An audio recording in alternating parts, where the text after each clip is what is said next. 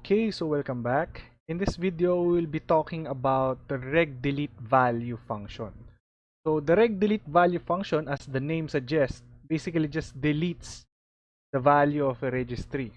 Okay, so to use the RegDeleteValue, we just need to push two parameters. So the first is the handle that we got from RegOpenKey, and next is the value that you want to delete. So in this case, I have made a variable input1 which contains test2 entry, which is the value name under HKey current user software Microsoft Windows current version run.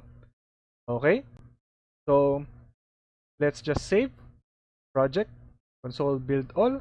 We get no errors. Let's run the terminal and let's run test.exe. So the software ran successfully. Let's refresh our registry editor, and as you can see that the registry value was already deleted. Okay, so that is how you use RegDeleteValue, and I hope to see you all again next time.